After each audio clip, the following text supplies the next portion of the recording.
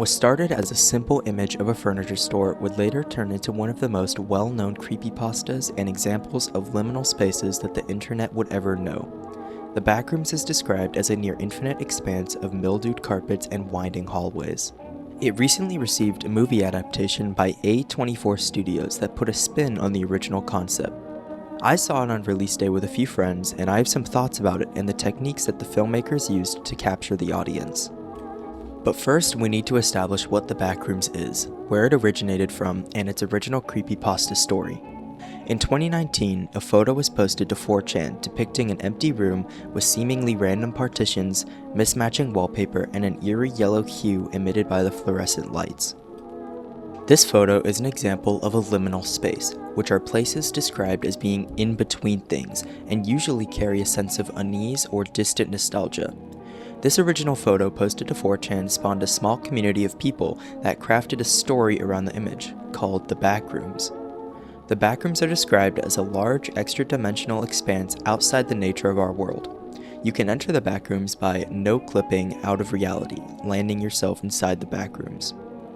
The community that follows the Backrooms creepypasta have also created levels to the Backrooms, each with their own entities that can either be hostile or docile. The most famous of which being the Bacteria, a tall, lanky being with wires emerging from its limbs and a big head that roams the Backrooms. This entity was created by Kane Parsons for his Backrooms short film series on YouTube, which was released in 2022. This is one of the coolest things about the Backrooms. It's an internet mystery which anybody can build on and put their own flair on. It's a collective horror story that keeps building on different people's ideas. But the new Backrooms movie doesn't take place in this Backrooms universe. It takes place in Kane Pixels' iteration of the Backrooms, who also directed the movie. In Kane Pixels' iteration, the Backrooms are a sort of pocket dimension opened by a company called Async. Async thought this was the greatest discovery to happen in history, and they think that they can use the Backrooms to solve things such as the housing crisis. Async possesses the main doorway into the Backrooms, but they were unaware that regular people could enter through them by no clipping out of reality. This led to missing person cases across the country, and Async realizing that the Backrooms is more hostile than they first thought. Now, before we cover the movie, I want to preface something. This movie is not supposed to make sense. It is meant to be a psychological puzzler and be confusing. That is the entire point of the Backrooms, and the movie is mimicking it. The movie also has a specific focus on the liminality of the Backrooms and making the audience feel unsettled through suspense building techniques. The first hour or so of the movie doesn't ever show a monster, but the audience is still on the edge of their seats. I remember during one of the scenes, our main characters are exploring a deep area, and one gets snatched away by a monster, and I look over to my friend and they were freaking out. Making someone feel that way without any jump scares or monsters is what makes this movie so special. The movie starts off with an old VHS recording from Async. The recording shows us that an Async employee was separated from his team inside the Backrooms. The employee wanders until they find some cords that they follow to a temporary setup that they can try and communicate with their team through. But as they're entering, they move a cart to cover their entrance. This tells me that they know that there's something present inside with them. This is also reinforced later in the movie as we see Async setting traps for some of the entities, which are called still lives. But the employee tries to radio for help, but receives no answer. They then hear a noise from an open corridor, and as they turn to investigate, a bird flies through. This bird no-clipped into the Backrooms and is our first hint that there are multiple ways to enter the Backrooms. The employee then walks down to where the bird came from, and we can see an amazing liminal space set design as they walk down the hallway. The employee eventually finds a spot with leaves and feathers, and is confused, clearly showing that Async had no clue that there were other entrances to the Backrooms. But then, there's a loud noise, and an entity emerges from a doorway and gives chase to the employee. The employee works themselves into a corner, and is caught by the entity and presumably killed. Then, we see a mother and daughter putting their hands into the freshly poured concrete of their house. This was a flashback to the childhood of one of our main characters, Mary. She then saves a part of the concrete as it's about to be demolished. We then cut to our other main character, Clark. Clark runs a furniture store that is about to go out of business. He's an aspiring architect, but is going through some personal troubles. His wife, Barbara, left him and kicked him out of his own house, leaving him to live inside the store. This section is told to us through Clark's perspective, where he is the victim of every scenario. This becomes important later in the movie, so I would remember that small detail. Clark then attends a therapy session from his therapist, Mary. They recount what happened the night Clark was kicked out, but he refuses to take responsibility despite being in the wrong. He came home late, intoxicated, and loud. This woke his wife, and they proceeded to an argument, which led Clark to blaming her for everything wrong with his life. We then cut to a commercial for the furniture store and see Clark again losing his temper. This establishes Clark as a character who has anger issues, problems with addiction, and some other things, but the most prominent being that he never believes he's in the wrong. Clark then has to call a repairman to fix his electricity because at night it's been weird. But when the repairman goes down to the breaker, he notices some extra switches, sporadically placed and not seeming to do anything of importance. Then we see Mary, alone watching TV when an advertisement for her book appears. She wrote a book about moving past childhood trauma, something that she actually cannot do herself. Her mom was a controlling mother and never let her leave the house. This led to her having some sort of trauma as she grew older, and it serves as sort of a mental trap, keeping her stuck in a mental blockade. We then see Clark sitting in his bed watching TV when the program suddenly switches to a camera stationed in the backrooms. This intrigues Clark until his power suddenly cut and he runs to the breaker to fix it. The entire breaker box is unresponsive until he flips the new switches, which then turns off the power for the whole building. As he's going back upstairs, he notices a sliver of light coming from the wall, almost like the crack of a door. He presses his face up to investigate it, but goes straight through the wall. This is the first time that Clark enters the backrooms. Clark is confused and doesn't think of this as anything paranormal at first. He thinks of it as some room hidden by a secret magic trick doorway, but all of that changes as he explores more. As Clark is exploring, he finds the bird from before with its neck snapped. Clark then hears a voice speaking in various languages and follows it, only to realize it's a mannequin rigged with a speaker. He eventually finds a small hole on the floor with a bag stashed inside. This is a bag from an async employee, and Clark follows the hole into a new room. He then hears footsteps and a growling outside where the mannequin was, and then the mannequin cuts out. Clark looks through the hole to see the destroyed mannequin get thrown across the room. Clark then starts to run and eventually makes it back to the entrance. He escapes with his life, and then we see an async professor watching the camera footage from the backrooms and seeing Clark exploring. We then see Clark visiting Mary again and explaining what he found in the basement. He describes the backrooms as describing a dog to someone who has never seen a dog and then asking them to draw it. Mary doesn't believe him about any of this and sends him on his way. This is when Clark goes to find his 2 employees to help him explore the backrooms. And as they're exploring, Clark leads them to a steep ramp and ties Bobby to a rope and lowers him down. Right here, Clark is being incredibly neglectful, but he doesn't care. Clark already knows something is in the backrooms, but is still choosing to send Bobby down. As soon as Bobby makes it down, we can see him go into some different type of area. It seems abandoned and grosser, not just liminal, but also disgusting. As Bobby investigates closer, we see more things that don't make any sense. Bobby finds a copy of a shirt he was just wearing the other day, and a hallway facing the wrong direction, going upwards. It's almost like the backrooms are trying to build on themselves, but keep becoming more distant from what they once were. Bobby then turns a corner and discovers some sort of entity that gives chase. He sprints up the ramp and makes it back to Clark and Kat until the entity grabs his rope and pulls him back down. We can see Bobby's unconscious body being dragged through a doorway, and Kat gives chase, trying to save Bobby. Clark then runs for his life, dodging through ceiling panels and air ducts until he makes it into a new area. This is when things start to get even weirder. I mean, the backrooms is already weird, but this is when it really becomes nonsensical. It seems to be mimicking a house of some sorts. Fans, clothes, couches, and chairs are all strewn across the room with copies molded together and sinking into the floor. Clark continues running and passes some more areas that remind me of glitches in video games. Stretched objects and things copied over and over again, to name a few. Clark then enters a dark room, bathed in red with a single ominous Christmas tree sitting in the middle. As he walks closer, he sees what seem to be imprints of humans baked into the floor. The entire time Clark is in this room, an eerie song played on a music box is heard in the background, until Clark rounds the tree and finds a wheelchair with a lamp next to it. Suddenly, a hand reaches from the wheelchair and turns on a light. This is when a person resembling a doll starts to chase Clark. This is a still life. The still life chases Clark through rooms filled with old and creepy Christmas decorations until Clark hits a dead end. This is when he can hear Kat's voice from behind a wall and decides to go investigate, leaving the camera behind. Now, I'm not sure if this is actually Kat, because in the Backrooms lore there's an entity that can mimic voices, but from what I can tell, it doesn't appear in this movie.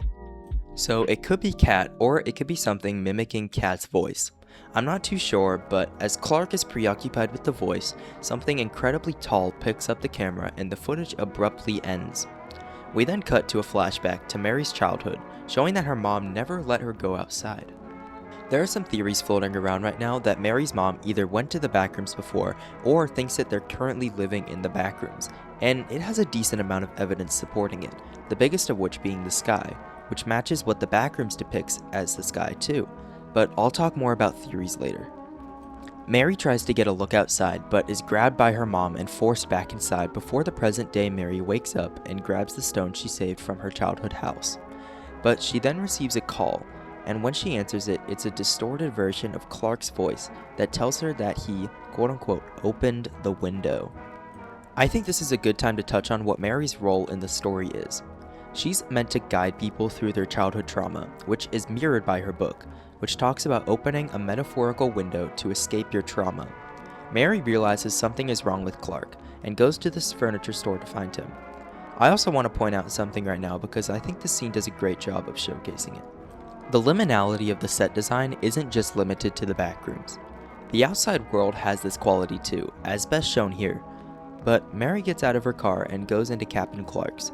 This is when we cut to the async scientist that we saw before, and now he's watching TV with his family when he sees Clark's commercial for his furniture store.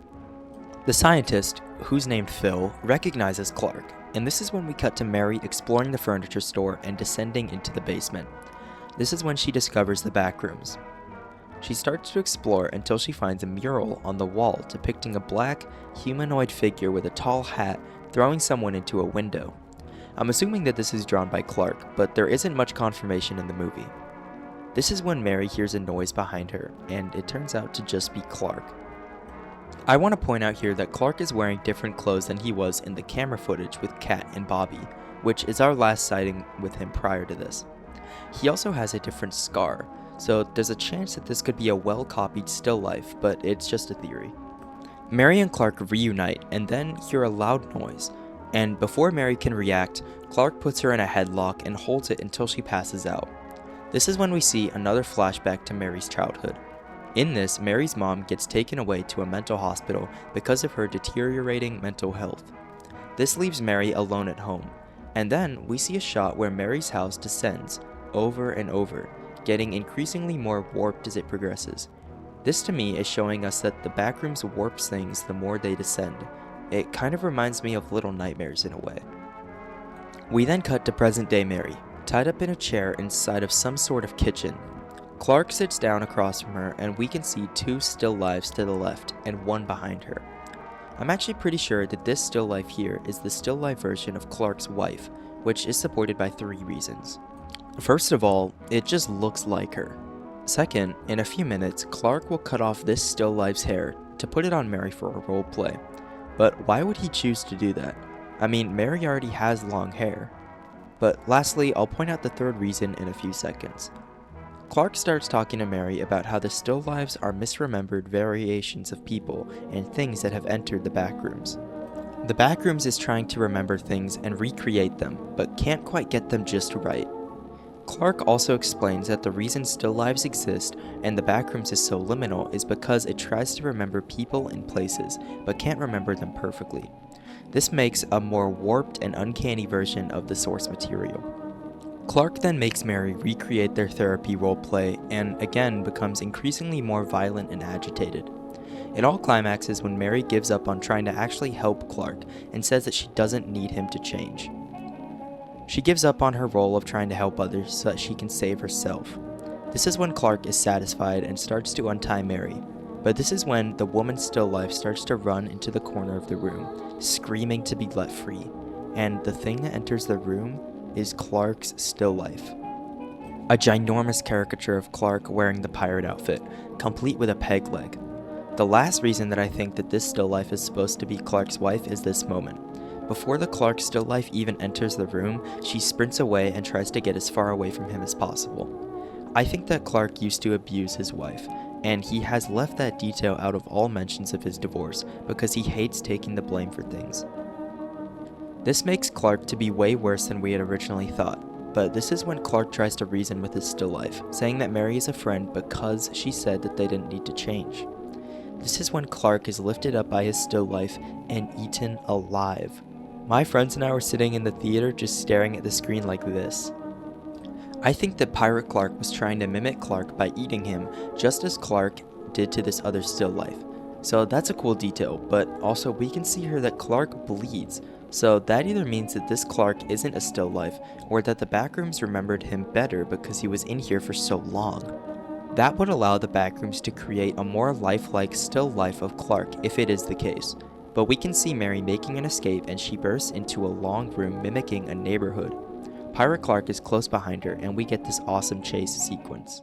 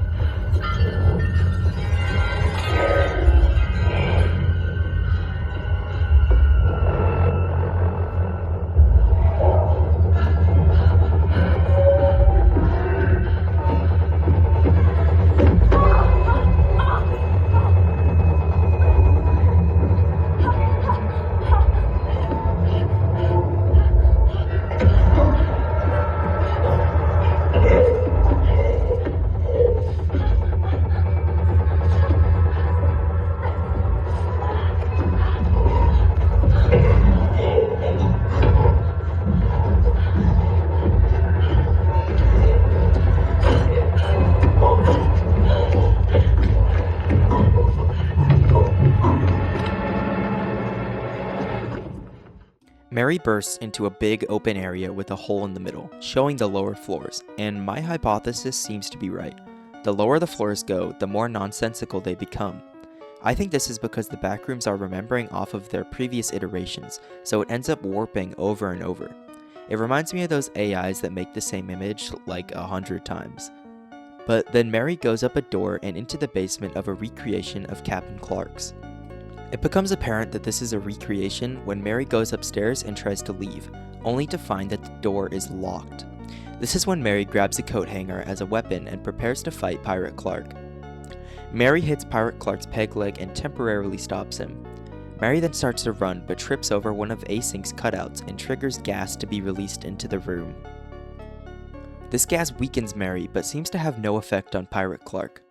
Mary starts to crawl away, but Pirate Clark catches her and tries to kill her by pinning her down. Mary holds her own until she can grab the concrete stone in her pocket and smash Pirate Clark in the jugular until he lets go and the concrete breaks.